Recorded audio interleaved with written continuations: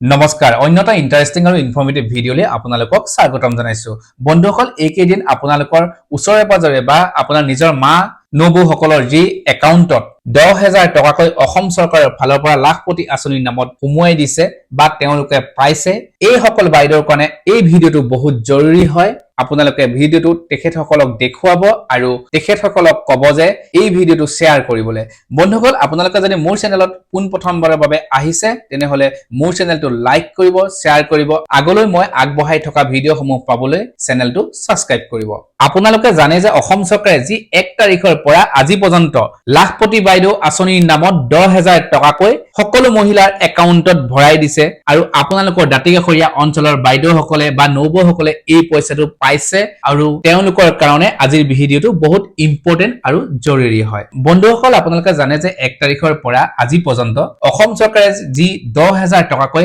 আমাৰ ঘৰৰ ওচৰৰ মহিলাসকলক বা আপোনালোকৰ মাসকলক বা নবৌসকলক আগবঢ়াই দিলে আৰু তেওঁলোকৰ সেই পইচাটো একাউণ্টত 10,000 টকাকৈ সোমাই আছে এতিয়া কথাটো হ'ল যে তেওঁলোকক পইচাটো দিছে তেওঁলোকে ভালকৈ জীৱিকা নিৰ্বাহ কৰিবৰ বাবে তেওঁলোকক পইচাটো দিছে যে তেওঁলোকে সেই 10,000 টকাটোৰে এটা ভাল ব্যৱসায় আৰম্ভ কৰি তেওঁলোকৰ ঘৰখনৰ লগতে সমাজৰ কিবা এটা উন্নতি হওক এতিয়া কথাটো হ'ল আমি তেওঁলোকক পুনৰবাৰ কৈছো যে আপোনালোকে যি পইচাটো পালে সেই পইচাটোৰে ভাল কামত ইউজ কৰক আপোনালোকে কেতিয়াও মাইক্ৰ ফাইনেন্সৰ লোনৰ দৰে আপোনালোকে টিভি ফ্ৰিজ ঘৰৰ স্কুটি নিকিনিব দুই নম্বৰ কথাটো হ'ল তেওঁলোকে যি পইচা পালে সেইটো সকলোতে এতিয়া প্ৰচাৰ হৈ আছে যে ফেচবুকে হওক বা ইউটিউবে হওক অন্যান্য সোশ্যাল মিডিয়াত যিমান প্ৰচাৰ হৈ আছে অসমৰ বাইদেউসকলে লাখপতি আঁচনিৰ নামত 10,000 টকাকৈ পাইছে সকলো মহিলাই যেতিয়া 10,000 টকাকৈ পালে সেই খবৰটো যেতিয়া আপোনালোকৰ বিয়পি পৰিল আৰু আমাৰ অসমত থকাই হওক বা আমাৰ অসমৰ বাহিৰত থকাই হওক যিবিলাক ডুপ্লিকেট কিছুমান মানুহ থাকে ধৰক আপোনাৰ পইচাটো কেনেকৈ আমি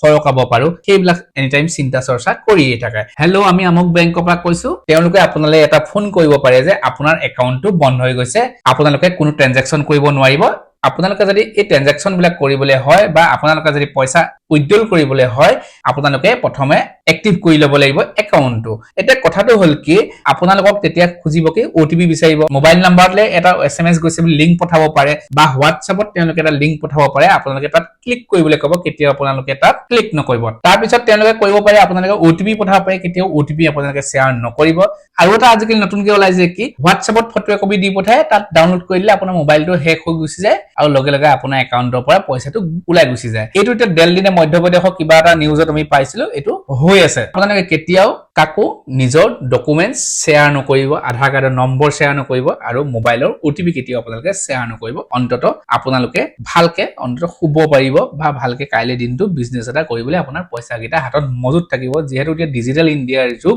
আপোনালোকক বিভিন্ন ধৰণে ঠগিবলৈ বিচাৰিব পাৰে আপোনালোকে কেতিয়াও ঠগ নাখাব বন্ধুসকল এই ভিডিঅ'টো যদি আপোনালোকৰ কাৰণে বহুত দৰকাৰী হয় তেনেহলে আপোনালোকৰ লগতে আপোনালোকৰ ওচৰ পাজৰৰ বাইদেউসকলৰ বা আপোনালোকৰ ওচৰ পাজৰৰ মাসকলক এই